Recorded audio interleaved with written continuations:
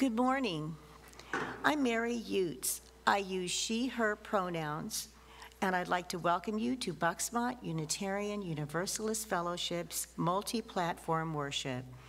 Where moved by love, we share lifelong journeys of growth, wonder, and healing, nurturing wholeness in society and spirit, creating a community of justice and compassion. I'd like to give a welcome to everyone joining us online and in person today, members, friends, and those who may be newcomers to our community this morning. As we begin our service, please take a moment to silence your cell phones. If you are new to Bucksmont and visiting us in person today, please stop by our visitor center in the front hallway near where you came in.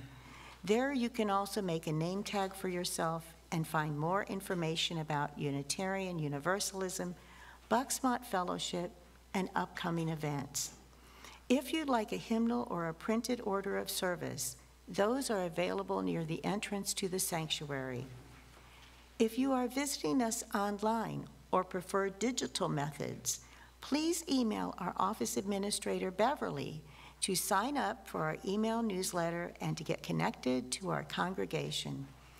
You may also follow us on Instagram and Facebook at Bucksmont UU. Each week in our service, we offer time for people to share a joy or sorrow from their lives by texting a phone number. That number is shared on screen for everyone now and will be again later in the service. If you would like to see the order of service, details about upcoming services, and other ways to gather with our community, you can find that on the homepage of our website, www.bucksmontuu.org. There is a lot happening at Bucksmont, and we'd like to highlight these announcements in particular. Please join us today after the service to hear a presentation called The Red Cross and You. It will educate you about the Red Cross's history and services and how to prevent a potential disaster at home. The Stewardship Committee is busy planning a fun and exciting kickoff for this year's pledge drive. Mark your calendars for Sunday, February 11, directly after the service, for an amazing chowder cook-off to start our 2024 pledge campaign. Bring your favorite chowder, any type of chowder, and participate in a friendly contest. There will be prizes for the winners. Come and enjoy this event. The Coming of Age Teens would like to invite you to their Pasta Lunch fundraiser next Sunday after the service. The suggested donations will benefit the Coming of Age retreat. Please see the e-voice for more details. Each month, your Board of Trustees continues to recognize people in our congregation in gratitude for what they have done for Bucksmont. These people have been recognized by the board at our January meeting. The Worship, Music, and Decorating Committees for providing so much inspiration, beauty, and support for all the truly wonderful Christmas services. Evie Larson, Nancy and David Haggard's niece, for all her very creative graphic artistic talents, supporting the publicity for several of our events, most recently for the Stewardship Chowder Cook-Off. Joe Farrington, for completing the replacement of the old fluorescent lights in the Circle Time room with new LED fixtures. This included completely rewiring everything, and now there is just one light switch to turn them all on, instead of several which have been on there forever. Yes. Melissa Sparinger, our Director of Religious Education, for leading the revitalization of our children's RE programs. Her commitment, energy, and dedication are evident to us all each Sunday morning.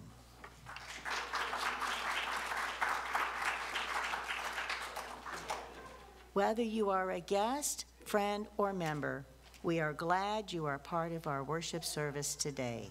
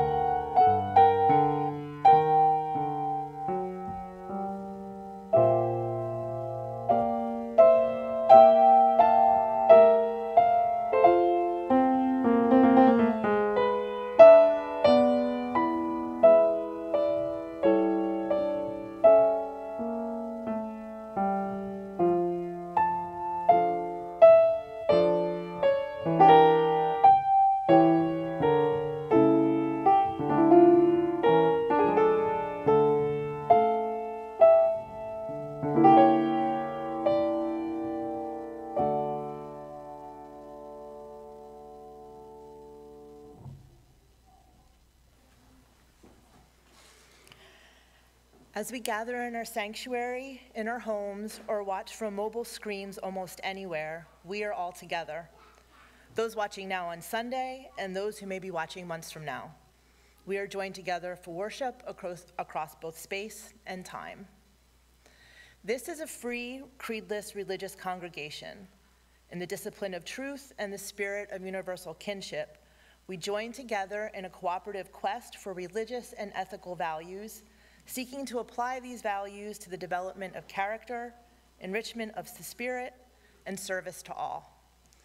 You are welcome here, whoever you are, whomever you love, whatever the color of your skin or the country of your origin, no matter the gender expression, your gender expression or gender identity, whatever your age, however you define family, wherever you are at this time, and whatever the source of your faith, you are welcome here.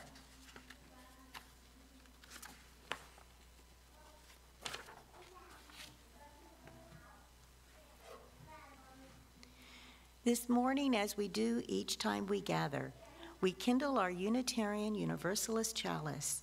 We do so today with words from Heidi Kottman. Let us be a faith that gathers, reaching for one another, through the walls of hate others build, through the cages of ignorance and arrogance, and through the fear that burns city streets. Let us be a faith that sees a vision of a better world, more compassionate, more just, more holy, and with more love. There is a faith that binds up the broken, cauterizes battle wounds with the balm of peace, sings longer and louder than the trumpets of war. Let us be that faith too. Let us be the ones who do not tread lightly in this world, but light it up with our love, who hold up the mirror of worth and dignity, who are the sanctuary others seek. But first, let us be a faith that worships together. Here, this morning, in this space, at this moment, let us be a faith. Please light your chalice at home. Our common chalice is now lit. Good morning. My name is Lynn Nugent. I'm going to be your hymn leader today. I use she, her pronouns. Please rise in body or spirit and join me in our first hymn, which is hymn number 93. And it's not one that we're very familiar with, so we'll all get through it together.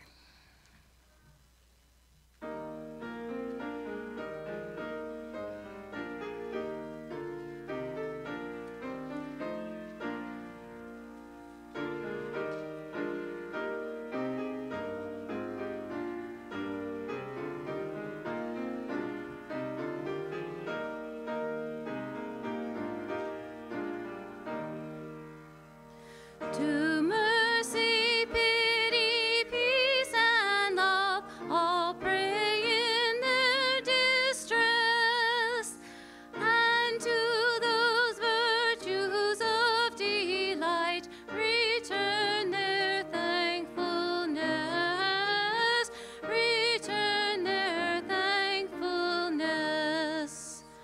For mercy has a human heart and fit human face, and love the human form divine, and peace the human dress, and peace the human dress.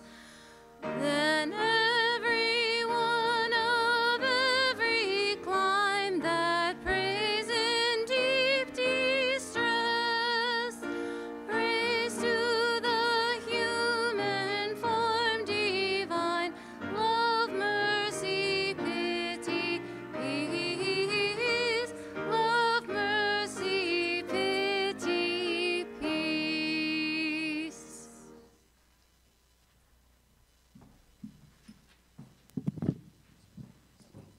It's time for all ages, everyone. For those who are young or young at heart, please come and join me up front.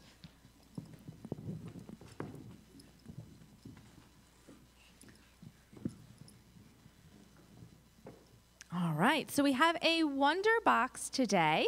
Who would like to open it? All right, Harrison, why don't you open it, and then Gigi, you can pull the stuff out, okay?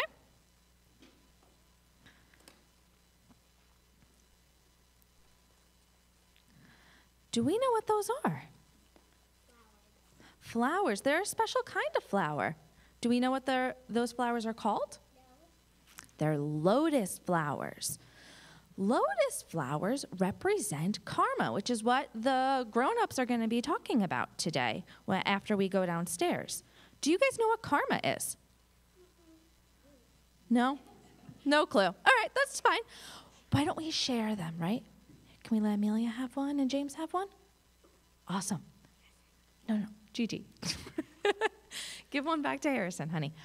Okay, so karma is the idea that when you put good into the world, good will come back into your life.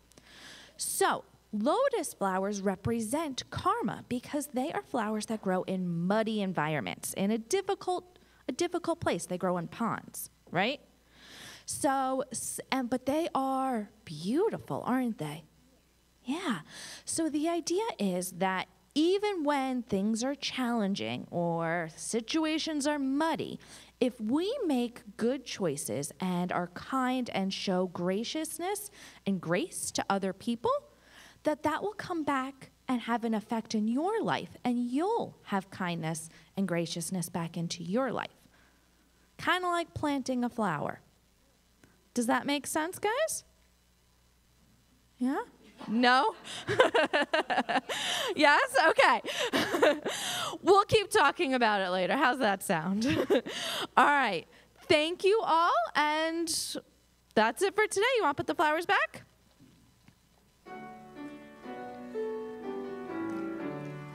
As you go on your way, may you be filled with gladness. Go enjoy, go enjoy. May fortune bless your day with peace and loving kindness. Go in love, go in love. As you go on your way, may you be filled with gladness. Go enjoy, go enjoy. May fortune bless your day with peace and loving kindness. Go in love, go in love.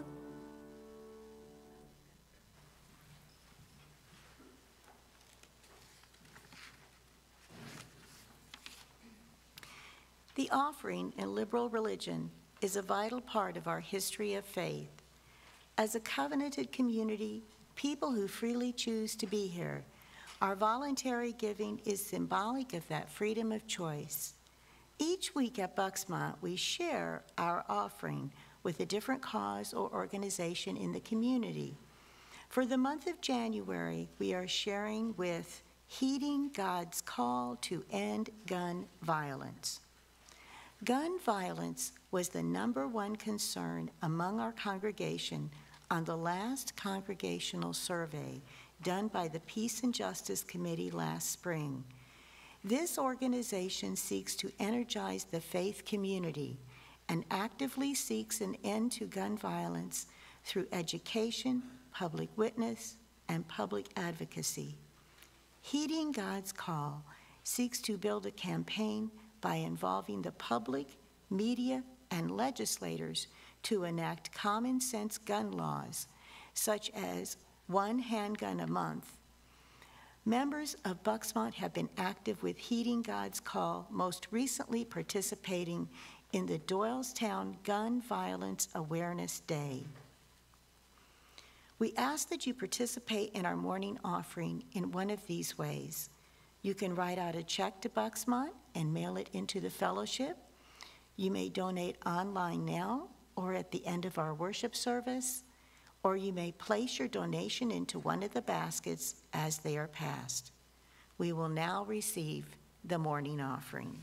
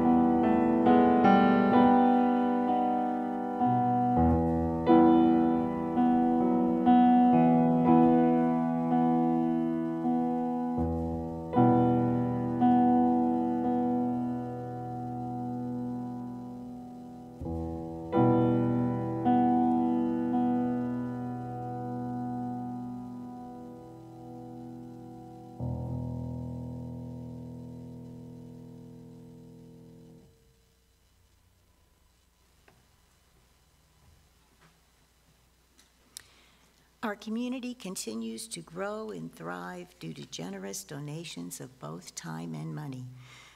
For the many ways that you contribute and how it sustains this fellowship, we are truly grateful. This morning's reading is the poem, A Visit from Karma, by Vicki Hurt Thayer. Life has a funny way of smacking you. Not that I'm laughing at the sting of redness left on my other cheek. It is said that karma is a word they call a sarcastic woman. The word that rhymes with and almost has the same meaning as witch. I have waited for karma and all her craftiness. She seems to be taking her good old time. She is, after all, always threatening to come around. Maybe it would be better if I stopped wishing and just realized it's not beyond the realm of possibility, that karma has already done her job, been paid, and is now on a sabbatical. I think my red cheek has healed.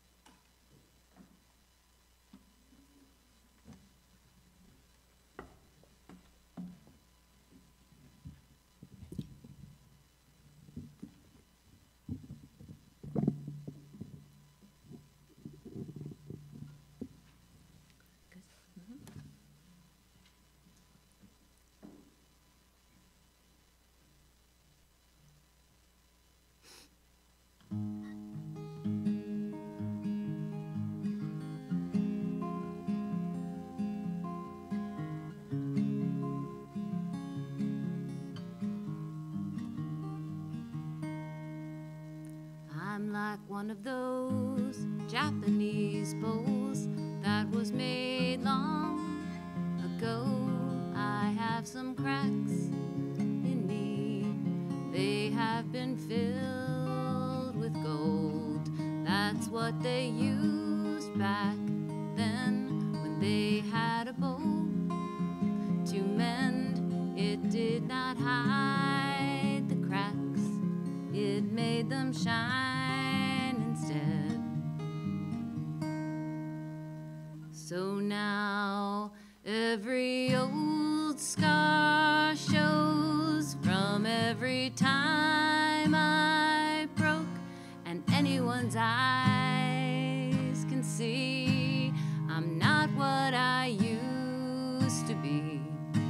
But in a collector's mind, all of these jagged lines make me more beautiful and worth a much higher price. I'm like one of those Japanese bowls that was made long ago. I have some cracks in me. They have been filled with gold.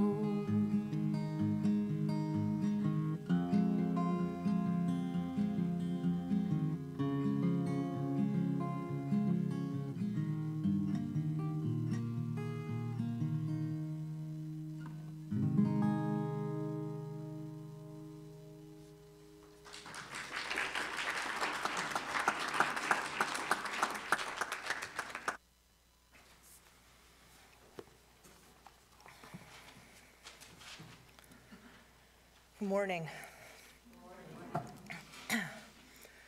So most mornings, I take time to journal. I do what's called a brain dump to get everything out of my head and onto paper.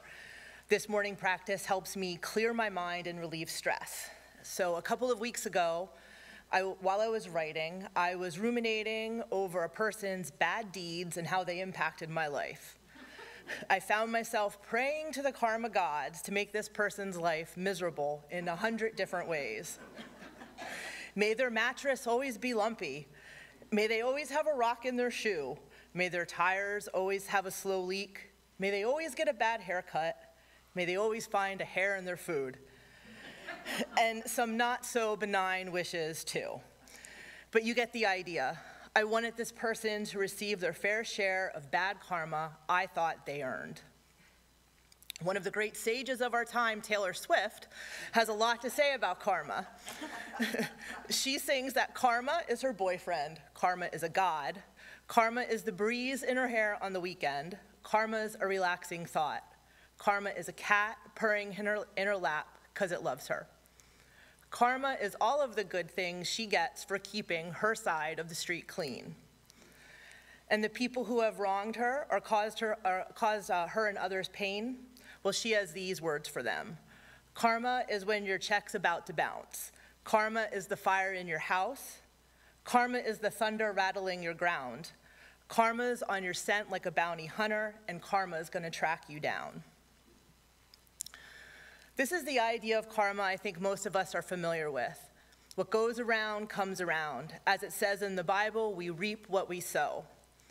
And there's a certain level of comfort in the idea that there is some sort of cosmic justice system punishing the bad people in the world and rewarding the good people, especially when you feel powerless or are victimized or you see others suffering. It feels wrong and unjust when terrible people get away with doing terrible things, yet seem to move through life unscathed. Justice would be them getting their just desserts sometime in this life or maybe the next, just as long as they get them. In the book Rethinking Karma, the Dharma of Social Justice, Buddhist Jonathan S. Watts notes that this belief stems from the dominant, popular, and oversimplified Buddhist philosophy of karma as the result of one's actions from previous lives. Our bad or good actions from a previous life creates the conditions for a bad or good existence in this life, which consequently influence the path we take towards rebirth in the next life. In this popular understanding, karma acts as a remote and transcendental force. We might think, well, what's the harm in that? If this belief gives us some measure of comfort, even the smallest sense of empowerment, that's okay, isn't it? But the problem is that when we look at the world today, by and large, we know karma, thought of in this way, isn't working. Good people suffer every day. Right now, thousands of innocent people are being killed in Palestine, Israel, and Ukraine, dying horrific deaths and experiencing unimaginable losses. In the United States, trans people are being targeted for simply being who they are. Lies about trans people are being used by Christian nationalist organizations and politicians to validate legislation targeting the trans community. More than 385 anti-trans bills were introduced in 2023 across the country. The disinformation being spread is motivating harassment and violence against trans people, particularly Black trans people, as right-wing groups demonize and criminalize the trans community and anyone who supports them.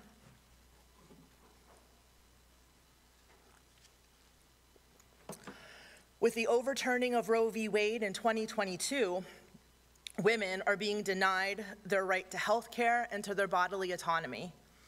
You may have heard of Kate Cox, a pregnant 31-year-old in Dallas, Texas, mother of 2, who took the state of Texas to court to get, so she could get a doctor-recommended abortion. A series of tests had revealed that her baby, that she and her husband were expecting, a girl, had trisomy 18, a genetic condition that causes severe developmental problems. If her child was born alive at all, she would survive only minutes, hours, or days outside the womb. Kate was advised by her doctor that she needed an abortion to preserve her health and future fertility. Before the overturn of Roe v. Wade in June 2022, Texas law would have allowed Kate to have an abortion at her doctor's office or hospital. But now her doctors told her that they could not perform the procedure and there was likely no one in Texas who would. With the help of the Center of Reproductive Rights, Kate filed a lawsuit asking for a temporary restraining order to allow her to have an abortion, asserting that continuing the pregnancy threatened her health and future fertility. The court initially granted her permission, but this was challenged. While Kate waited on the legal system, her condition deteriorated. She was forced to flee Texas to get an abortion. The decision was validated when the court ultimately ruled against the advice of Kate's doctor, ruling that an abortion was not necessary because, quote, the difficulties with her pregnancy were not severe enough. Ultimately, Kate had the means to escape to another state, but millions of poor Texas women do not. Where does this leave them? We have a Republican presidential frontrunner who plans to criminalize homelessness. He is promising to round up and arrest unhoused people and move them to government-run camps that sound alarmingly like internment camps for, quote, rehabilitation, while doing little to address the root causes of our homelessness crisis. We have greed-driven corporations making record profits while they gouge us on prices at the grocery store and at the gas pump, and the gap between the rich and poor continues to grow. Systemic racism continues to bring down Black people's quality of life. In its 2022 annual report on the state of Black America, the National Urban League detailed the grim reality Black people continue to face in our country. The index shows that not only that median household income for Black people at $43,862 a year is 37% less than half of that of white people at $69,823 a year. Black people are also less likely to benefit from home ownership, the engine of generational wealth in America. Census data shows Black couples are more than twice as likely as whites to be denied a mortgage or a home improvement loan, which leads to just 59% of the median home equity white households have and just 13% of their wealth. Life expectancy has declined for Black Americans, so a Black child born today can expect to live to 74.7 years old, 4 years less than a white baby. And lifelong inequities loom. Black women are 59% more likely to die as a result of bearing a child, and 31% more likely to die of breast cancer.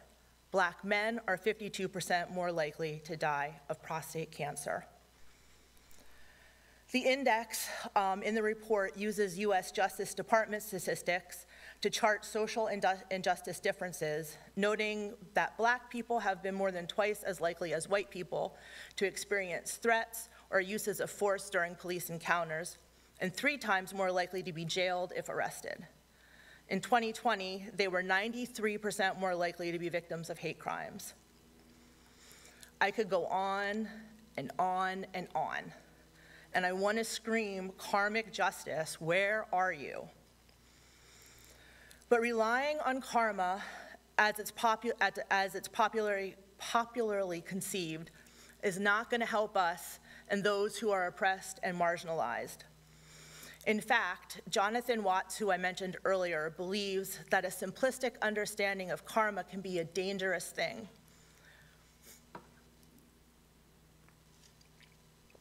The understanding of karma that says your past actions have completely created your present reality supports a retributive rather than a restorative form of social justice. There can be no negotiation with the complete and inescapable law of karma.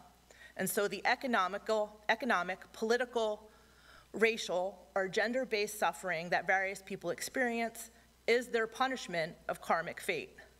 This suffering may be painful and undesirable, but according to karma, it is inherently just. This way of understanding karma supports cultural violence and legitimates structural violence. For example, economic disparity, the gap between the rich and poor, is depicted as a result of differences in personal karmic fate.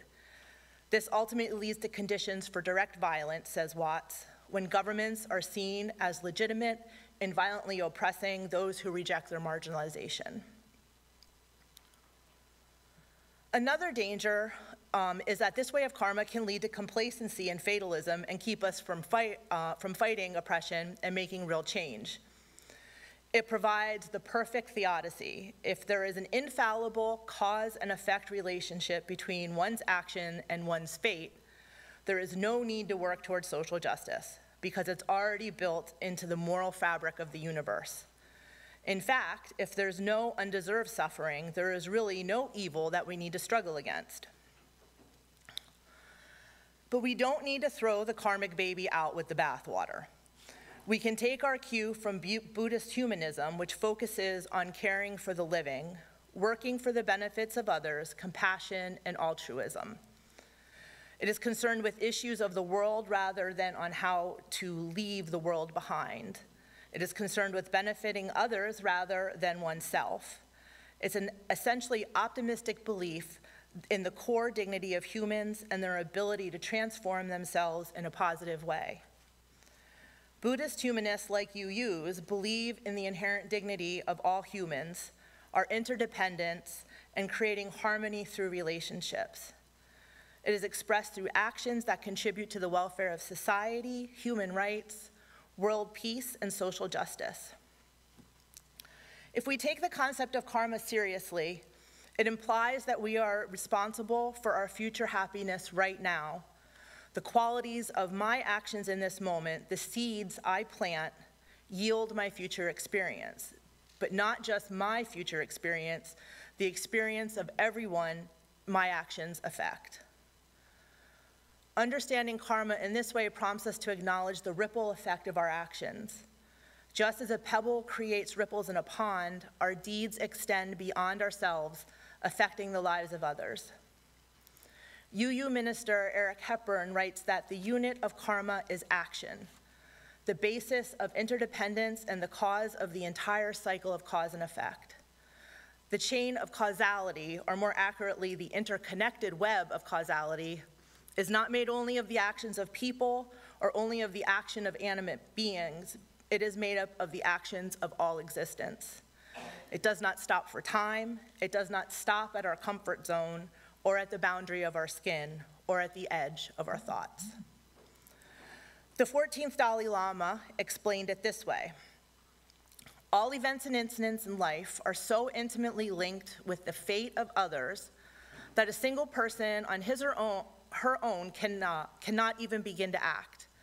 Many ordinary human activities, both positive and negative, cannot even be conceived of apart from the existence of other people. Even the committing of harmful actions depends on the existence of others.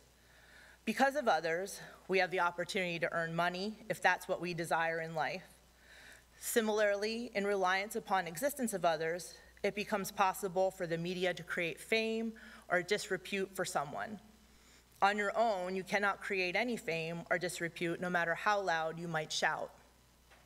The closest you can get is to create an echo of your own voice.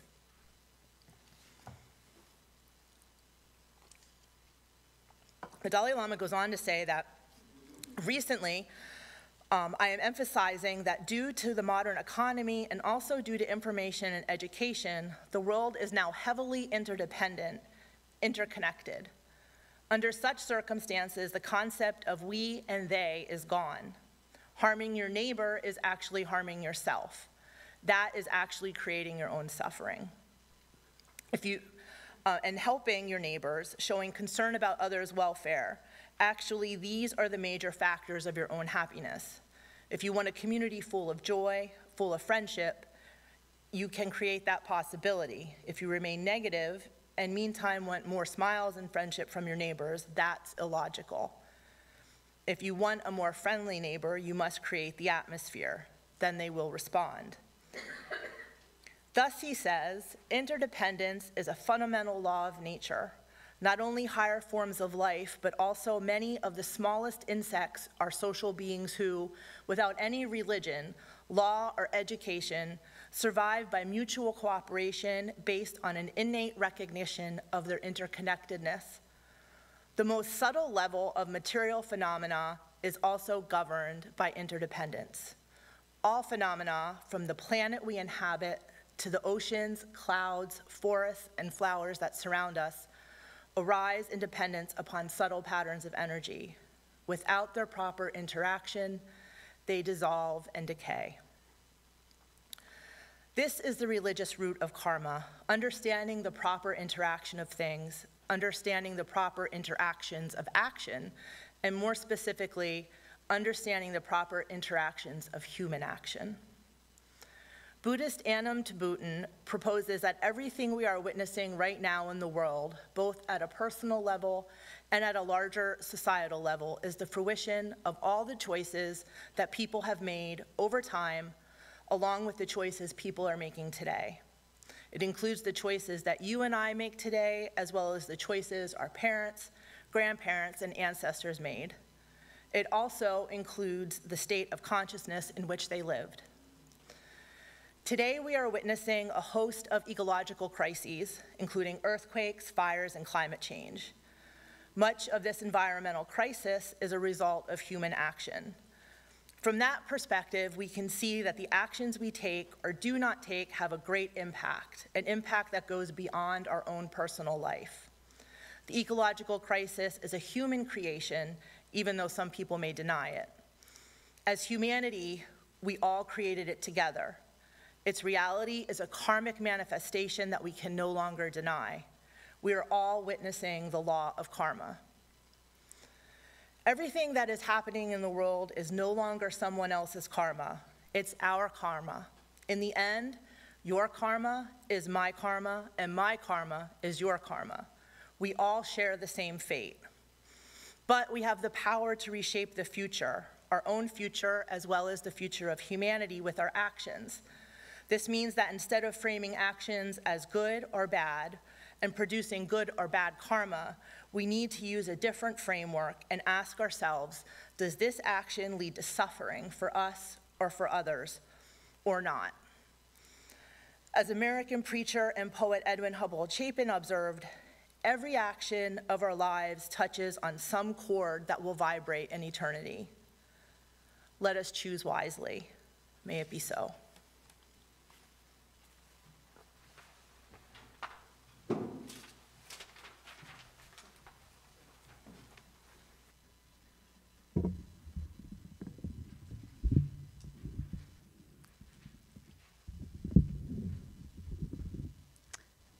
Please rise in body or spirit and join me in singing hymn number 83.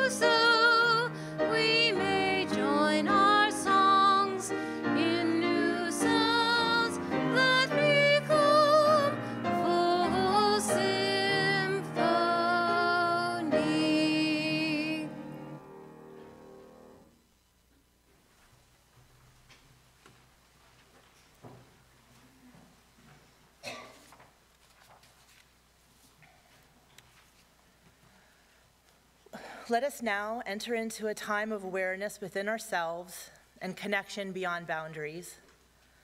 Connection to one another, to that interdependent web of life of which we are but one small thread. As we breathe in, we are connected. As we breathe out, we are connected.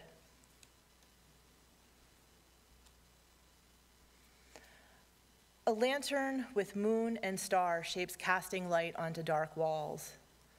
Spirit of life, help us be present with all that is our life, both our deepest sorrows and our greatest joys, so that we can truly live, engaging fully in our own life and in our community.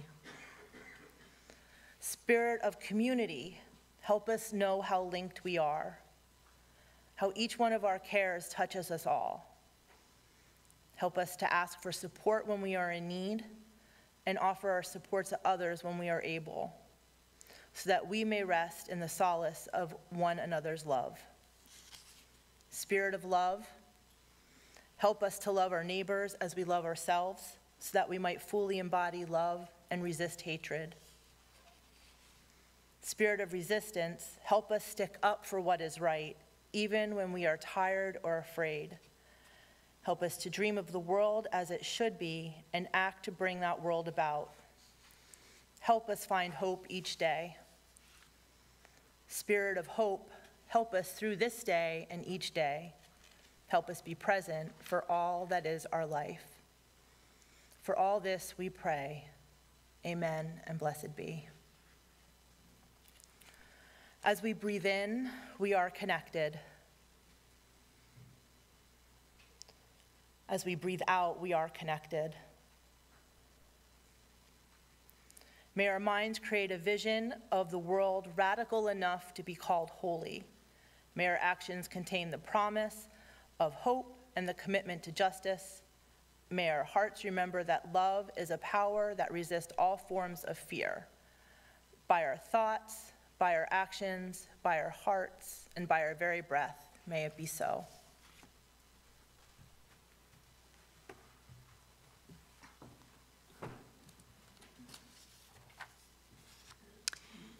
As part of our caring outreach to one another, we set aside a few moments to note both sorrows and joys in our lives. In these moments of peace and reflection, we turn our attention to one another. We hold each and all in our compassionate thoughts and the prayers of our hearts. This morning, we are lighting candles to mark the important moments in our lives. Each candle adds to the collective light of this community, a place that also holds the memories of those who have gone before and anticipates those who have yet to arrive. To share the joy or sorrow you would like held by our caring community, text the number that is now on the screen. Please include your name along with your sharing. It is the same number no matter how you join us today, and you can add it to your contacts for future weeks.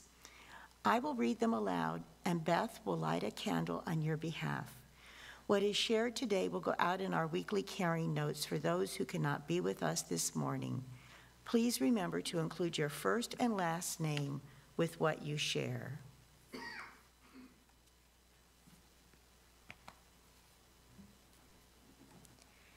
And now we will light a final candle for all the joys and sorrows that remain unspoken and deep within our hearts. With words spoken and candles lit, we honor our joys and our sorrows, those shared this morning and the many more that exist beyond words. Through our time together, our relationships are deepened and our community made whole.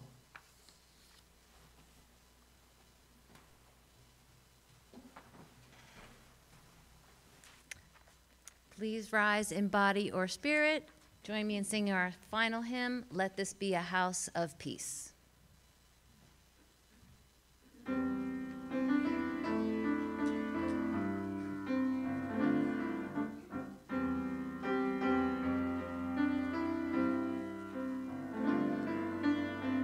This be a house of peace,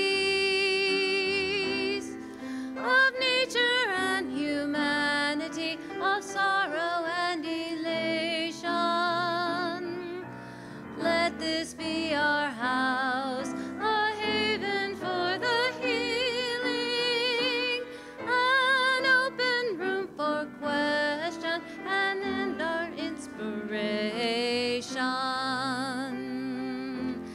Let this be a house of peace.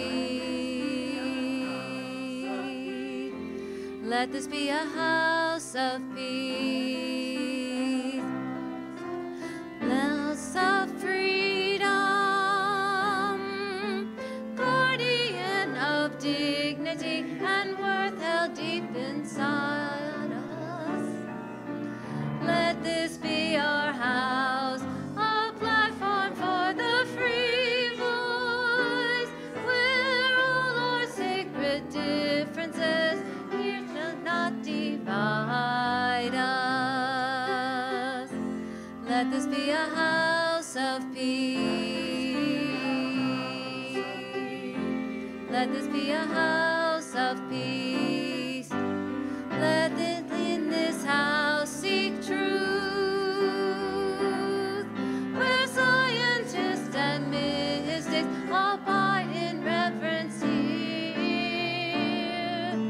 Let this be our house, a platform for the nation, where works of art and melodies consecrate the atmosphere. Let this be a house of peace.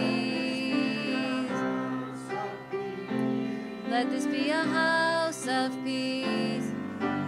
Let this house the house of prophecy, be vision for our children, be our common theme. Let this be our house of myth and lore and legend, our trove of ancient story and cradle of our tender dreams. Let this be a house of peace. Let this be a house of peace. Let this be a house of peace.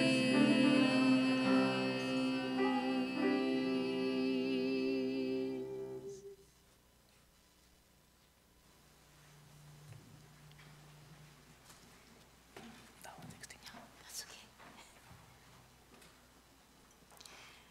Our chalice extinguishing words this morning are from Eric Williams.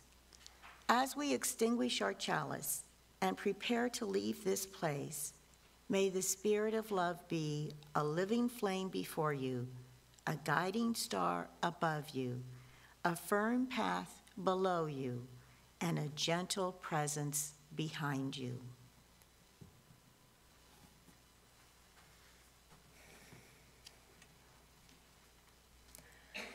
As our community departs from this service, may we remember all who came before.